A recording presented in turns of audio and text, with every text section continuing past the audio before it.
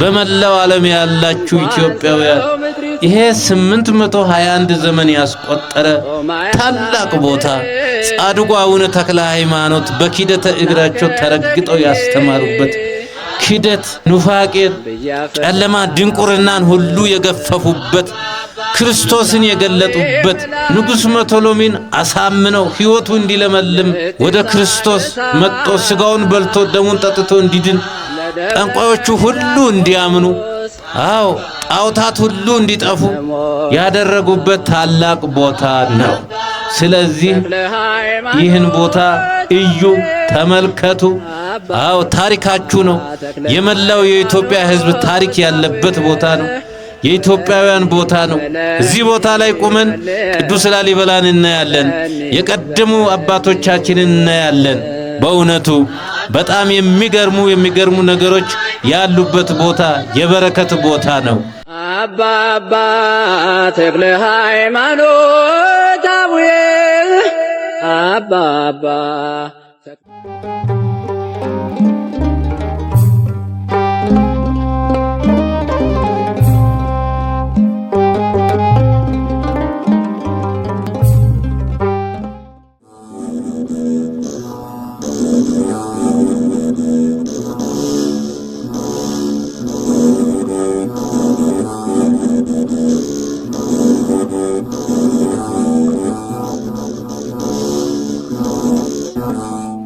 ዳሞት ተራራ ላይ የፈነጠቀው የእምነት ብርሃን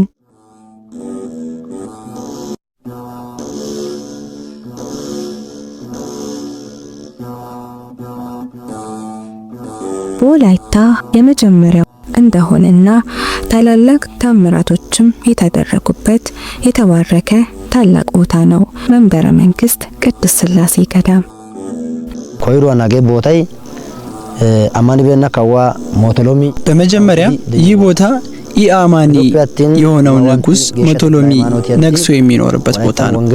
ይሁን እንጂ አባታችን አቡነ ተክለ ሃይማኖት በወላይታ ወንጌልን የዘሩ ያላመኑትን በማሳመን ሂደትና ጠንቋዮችን በማሳመን ከምድሩና ከአካባቢው ጠንቋዮችን በመበተን በማጥፋት እስከዚህ እስከ ወላይታ ድረስ ደርሰዋል። ይህ ቦታ በወላይታው ንጉስ ሞቶሎሚ አገዛዝ ስር ነበር። በቦታውም የተለያዩ ባህላዊ እምነቶችና የጣዖት አምልኮችም ይካሄዱ ነበር። አጋን ዳሩ ሻሪዎቹ ቢታው ተጋዲ ከዚህ አካባቢ ብዙ ጠንቋዮች እንደነበሩ የሰፈሩ የአካባቢው ሰዎች እንደሚሰግዱለትና እንደሚያስገዛቸው አባቶች ሲነግሩኝ ነበር። ይህን ቦታ ከማረቆ ከሚባልበት አካባቢ እስከ ብላቴ ድረስ የሚገዙ ሰዎች ነበሩ። ባላቸው ንግስና ሰዎችን ለጠንቋዮቹ በማስገዛት ይኖሩ ነበር። ጻድቁ አቡነ ተክለ ሃይማኖት መጥተው እነዛን ጠንቋዮች ከበታተኑ በኋላ ሀገሩ ሰላም እንደሆነ እኔ በታሪክ ሰምቻለሁ። በወላይታ የክርስትና እምነት ታሪክ ከኢትዮጵያዊው ታላቁ ሐዋርያ ጻድቁ አቡነ ተክለ ሃይማኖት ጋር ተያይዞ የገባ ሲሆን የመንግስቱን ወንጌል እንዲሰብኩ እግዚአብሔር በ18 ዓመታቸው ሲጠራቸው በተወለዱበት በቡልጋና ዙሪያ ካገለገሉ በኋላ ተነስተህ ወደ ዳሞት ሀገር ሂድ፣ ብዙ ምርኮ ታገባልኝ ዘንድ ብዙ ሰዎችንም ከጣዖት አምልኮ ወደ አምልኮተ እግዚአብሔር ትመልሳቸዋለህ በሚል ምድረ ወላይታን በወንጌል መንግስቱ ብርሃንን እንዲያበራላቸው የእግዚአብሔር ጥሪ የመጣላቸው እኚህ ታላቁ ሐዋርያ ወደ ወላይታ ሲገቡ በስባ ፈተን ወይም ሂዛሪ ዳሞት ተራራ ላይ በብዙ ገቢረ ተአምራት ወንጌልን ሰብከዋል። አጋውጋቸው ሳቲያን እዚህ ከደረሱ በኋላ ይህ የማያምነውን ንጉስ በግዛቱ ውስጥ ጣዖታትን አዘጋጅቶ ላዘጋጀውም ጣዖት ሰዎችን እያሰገደና እያስመለከ እዚህ ቦታ ቆይቷል። አገ እንዲህ ማድረጉንም አይተው ይህ ጣዖትን ማምለክ ትክክል አይደለም፣ በአብ በወልድ በመንፈስ ቅዱስ ስም እመኑ፣ ይህንን ጣዖት ተው በማለት እያስተማሩ ቆይተዋል። ይሁን እንጂ የእነርሱን ትምህርት ሳይወስዱ ቀርተው የኛ እንጂ የእነርሱ ልክ አይደለም በማለት ብዙ ስቃዮችን በማሰቃየት የተለያዩ ችግሮችን ብዙ እንግልትንም አድርሰውባቸዋል። በመጨረሻም የአቡነ ተክለ ሃይማኖት አምላክ አሸንፎ ይህን ቦታ ወርሰውታል። ይህ ቦታ አስገራሚ ታላላቅ ተአምራት የተደረጉበት ቦታ ነው። አቡነ ተክለ ሃይማኖት ስብከተ ወንጌል የጀመሩት በዳሞት ስርወ መንግስት ወይም በወላይታ ንጉስ ቤተ መንግስት ላይ ነበር። ንጉሱ በሚሰበከው ወንጌለ መንግስት ላለማመንና አቡኑን ለማስገደል በርካታ መከራና ስቃይ ያደረሰባቸው ቢሆንም በመጨረሻም ንጉሱ ሙቶሎሚንም ጨምሮ የአካባቢውን ሕዝብ ሁሉ አስተምረውና አሳምነው በአብ በወልድ በመንፈስ ቅዱስ ስም አጥምቀው ተጋድሏቸውንና ተልኳቸውን አጠናቀዋል።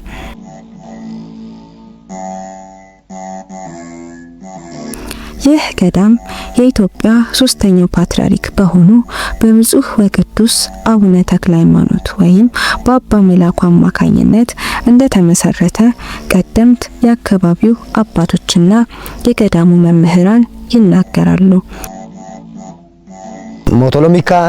ሞቶሎሚም አምነው ከሱ ጋርም ያሉትም ጠንቋዮችን ካመኑ በኋላ ክርስቲያን ሆነዋል። ከዛ በኋላ በቆይታ ሂደት ይህ ቤተክርስቲያን የተመሰረተው በ1952 በአባታችን በሁለተኛ ተክለ ሃይማኖት በሚባሉት ወይም በአባ መላኩ ይህ አካባቢ ቤተክርስቲያን ያልታነጸበት መሆኑን ተመልክተው የአካባቢ ሽማግሌዎችን ሰብስበው ለዚህ ቦታ ቤተክርስቲያን ያስፈልጋል በሚል ቤተክርስቲያንን አሳንጸዋል።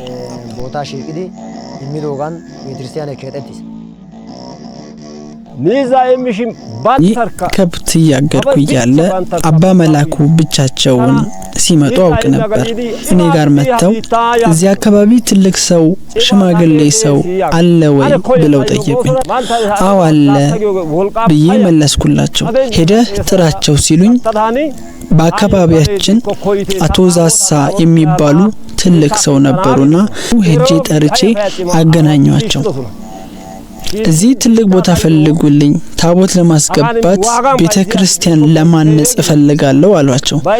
እነርሱም እሺ ብለው የሀገር ሽማግሌዎችን አሰባሰቡና መሬታችሁን ሽጡ በማለት ሲጠይቁ አቶ አይመሎ ዛሳ ሸጡላቸው። አባ መላኩ መጥተው መሬት በመግዛት በ1952 ትንሽ ቤተልሔም የምታክል ቤተክርስቲያን ሰሩ። ፈጣሪ ጦና ገብረስላሴን ከዛ ቦታ አስነሳቸውና ቦታውን ደግሞ ቅድስት ስላሴ ወረሱት። እኛ ደግሞ በበኩላችን ሳር፣ እንጨት የመሳሰሉትን በመሸከም ሰርተናል።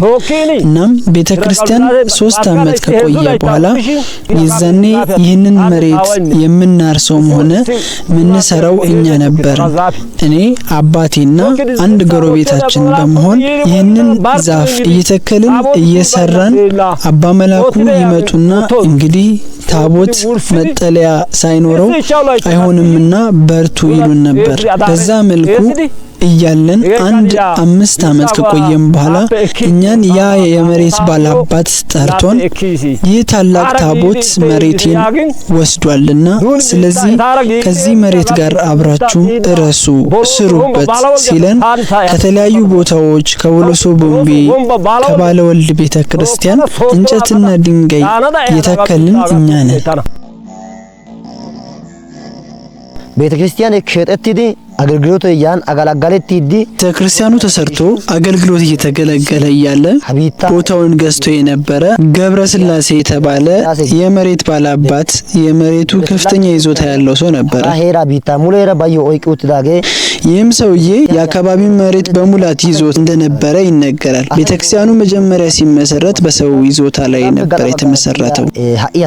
ይህ አሁን የስላሴን ቦታ ይዞት የነበረው ሰው አልሰጥም በማለት ከልክሎ እንደነበር ከ1952 ጀምሮ ቢጠየቅም እምቢ እያለ ግውት ዳሽን 1963 ያን 1963 ያን በ1962 ቅዳሜ ለእሁድ አጥቢያ አባቶች ካህናት ለቅዳሴ አገልግሎት በሌሊት ሲመጡ ቤተክርስቲያኑ ካለበት ቦታ ከነቆርቆሮው ከነግርግዳው ከነቤቱ ጭምር ተነስቶ አሁን ያለበት ቦታ እንደመጣ ይነገራል።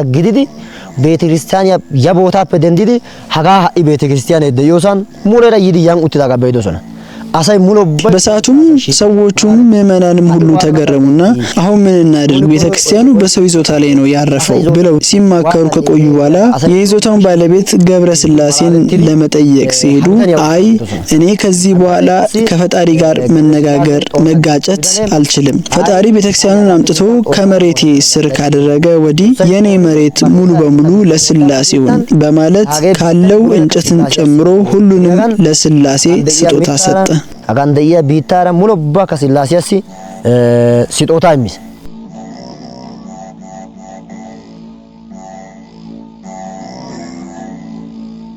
በ1997 ዓመተ ምህረት ወይዘሮ ማርያ ሊዮን የሚባሉ እናት ከአባ መላኩ በተቀበሉት አደራ መሰረት በዚያን ዘመን ከነበሩት ሊቀ ጳጳስ ብፁዕ አቡነ ኒቆዲሞስ ቦታውን አስባርከው የስላሴን ገዳም በአዲስ መልክ እንዲታነጽና አገልግሎት እንዲሰጥ አድርገዋል።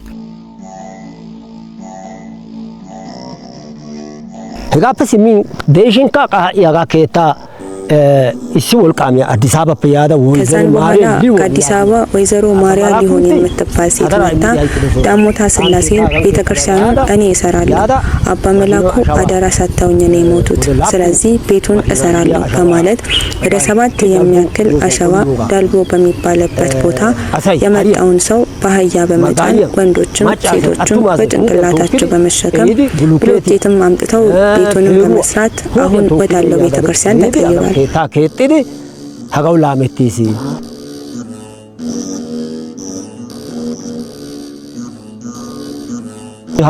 ይህም ቦታ አርሰን ይሄ ቤት ሲሰራ ወይዘሮ ማርያ ስትመጣ ድንጋይ ያመጣን ያመላለስን የሰራነው እኛ ነን።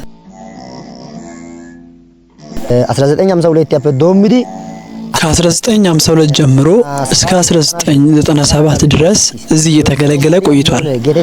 ወይዘሮ ማርያ የተባለች አንዲት እናት አባታችን አባ መላኩ የዳሞታን አደራ ላንቺ ሰጥቻለሁ ብለው በሰጧት አደራ እሷም ተቀብላ በ1996 መሰረት ድንጋዩ ተጥሎ በአንድ አመት ውስጥ ተሰርቶ እስከ 1997 የሚያስፈልገው ብሎኬት፣ አሸዋ፣ ሁሉ ነገር ከወላይታ ሶዶ በሰው ኃይልና በእንስሳቶች በመጠቀም በመጫን በአንድ አመት አሁን ያለበትን ህንጻ ተሰርቶ አልቋል። ቆሞን ደያ ስላሴ ቤተክርስቲያን ህንጻይ መሰረት ድውሪስ ይህ በድጋሚ የታነጸው ቤተ መቅደስ በ1997 ተመርቆ አገልግሎት የሰጠ ቢሆንም በገዳሙ የአገልጋይ እጥረት ነበር። ለዚህም ችግር መንስኤው ቦታው ካለመመቸቱ የተነሳና ከከተማ ወጣ ያለ በመሆኑ ነው።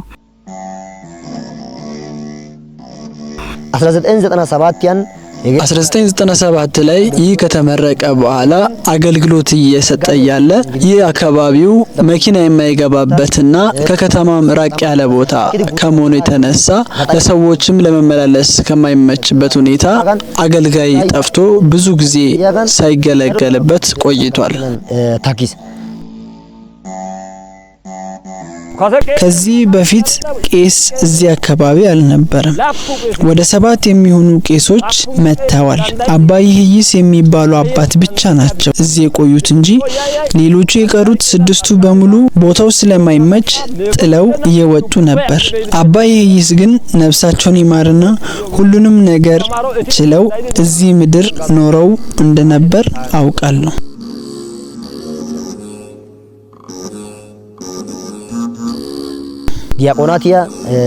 ዲያቆናትን ከሌላ ቦታ በማምጣት ብዙ የተቸገረን ብንሆንም ከ2011 ጀምሮ ዲያቆናትን በማስተማር ተተኪ ሰባኪያንን በማፍራት ሰፊ አገልግሎት እየሰጠን ቆይተናል። ዳሮ አሁ አገልግሎት ኢሚዲ ታኪና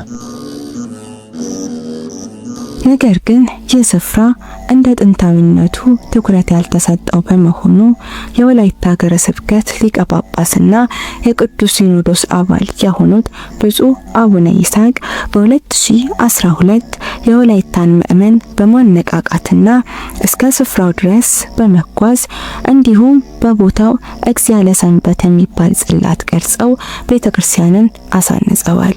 እና ኢትዮጵያውያን ይህን ድምጽ የምትሰሙ ይሄ መንበረ መንግስት ቅድስት ስላሴ ነው የሚባል ዳሞት ቅድስት ስላሴ ነው የሚባል ከፍ ያለ ቦታ ነው በእውነቱ። እና ሁላችሁንም እስካሁን እያገዛችሁ ነው። አሁንም አግዙን። የስብከተ ወንጌሉን እንድናፋጥን ያለው መንፈሳዊ አገልግሎቱን እንድናፋጥን ከጎናችን እንድትሆኑ እንድታግዙ አደራ እንላለን። እግዚአብሔር ከሁላችን ጋር ይሁን። እግዚአብሔር ይባርካችሁ። እግዚአብሔር ይጠብቃችሁ።